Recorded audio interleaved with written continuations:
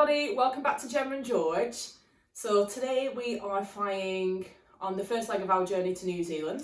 We have got a 13-hour flight to Singapore with George, who's pretty much 2 now. We haven't flown for a year, obviously, with the pandemic that's going on. And we are currently in lockdown number 2 in the UK. So we're in a wonderful hotel in London. We're right next to Heathrow Airport. We've been here for 3 days.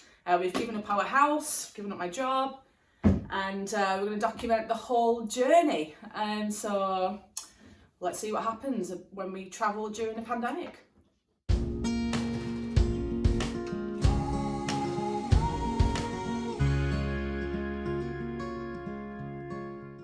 So we've just got here. The taxi driver on the way said that they've lost business has dropped by about 80% during this first and second lockdown. The airport is so quiet, it's really quite eerie.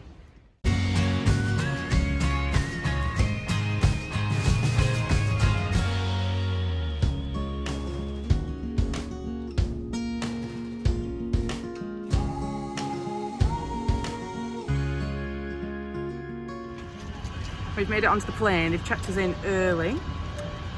So normally when we fly with George, he's been young enough to fit in a bassinet. But this time on this flight we've brought the chair with us, the car seat, just to strap him in because it's a 13-hour flight. You have to wear your face masks.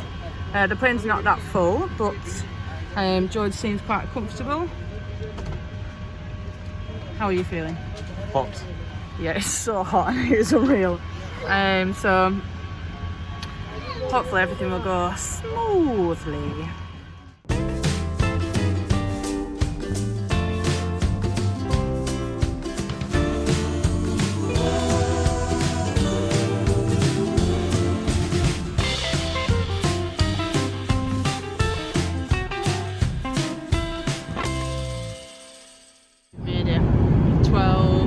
Just over 12 hours.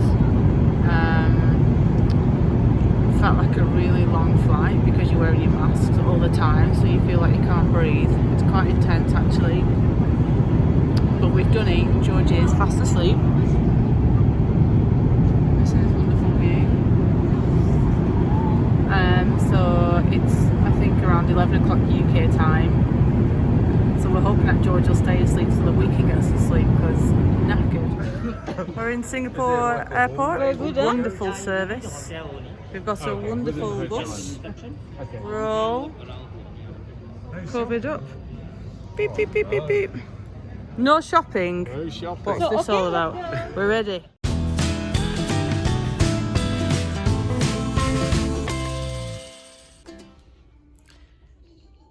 Good afternoon, good morning. Who knows what time it is, to be honest. This is our new prison for 24 hours. We flew in to Singapore and the airport is pretty much dead. And because, say hi. Hi. Good boy. Because the airport was dead and we were staying in a hotel, so many staff were there, all kind of took you on one direction. Must have had our temperature taken like 2 or 3 times. And then we've been told that we can't leave the hotel until we fly again to New Zealand. Whenever we travel, I tend to use an analog watch, especially if we're flying in different time zones. Right now in Singapore time, it's 5 p.m. and in UK time, it is 9:15 in the morning. So there's quite a big difference there. So trying to manipulate George and ourselves, no, we're just going to have to go with the flow, to be honest.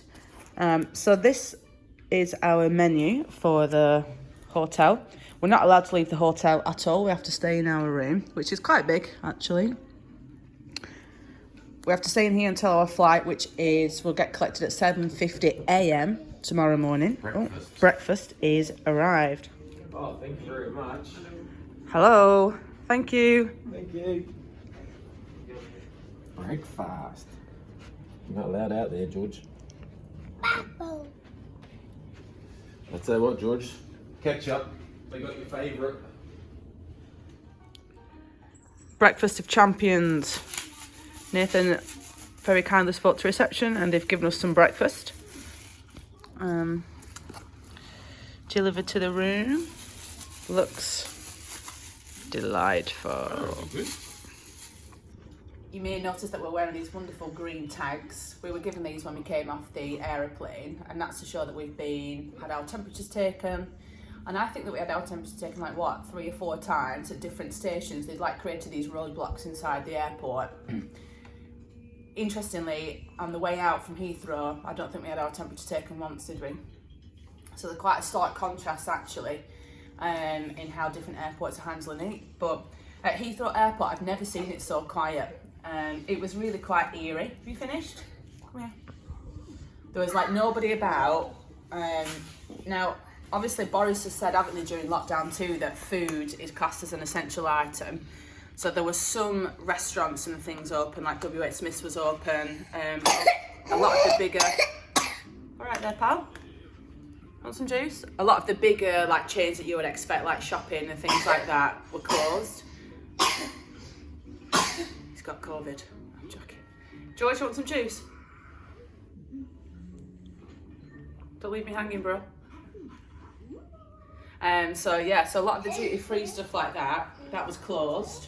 Or they don't. You want? What do you want? Your dodo's somewhere over there. What is that?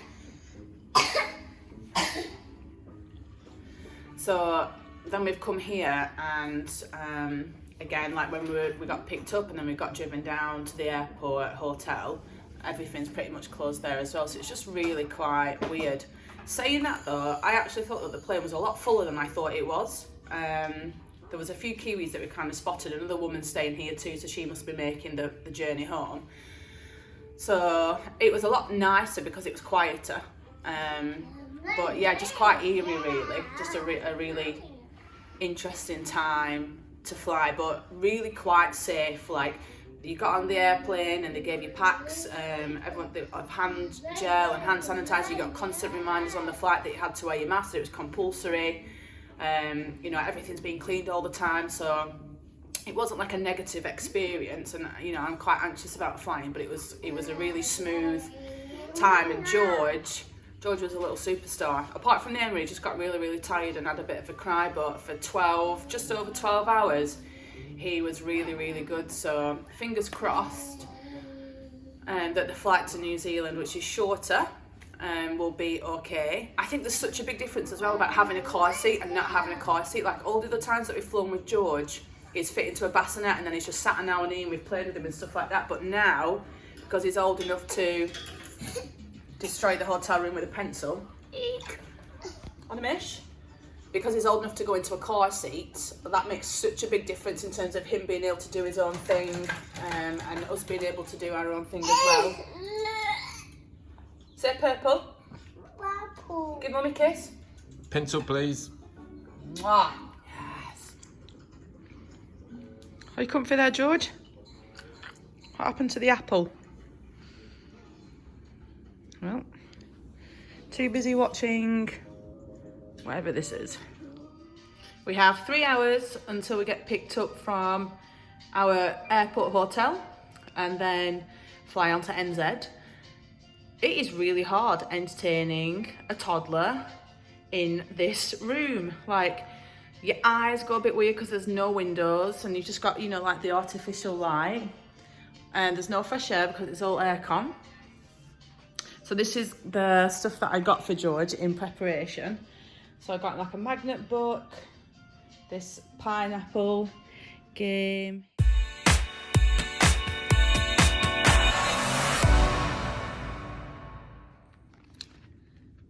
We're getting picked up at 7:15, so in about 5 minutes, and we've all been awake since 12:30. George has not had a nap, have you, George? So we're going to have one very tired toddler on our hands. Not that you can tell right now. Happy days.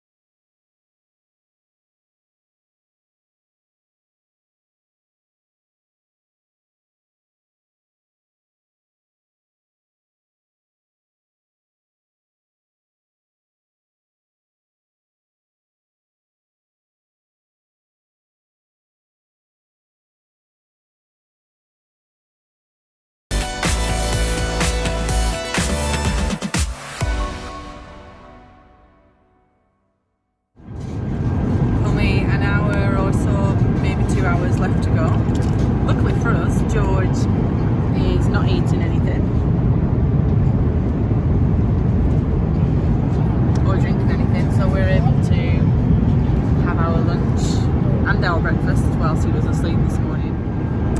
We've made it. We are descending now. We've got an hour left of the flight, and the only time you're allowed to take your mask off is if you're eating or drinking, so always got my juice out. We're constantly taking tips to the toilet so you can take it off. It's really quite, it's horrible on the back of your throat. George is fast asleep.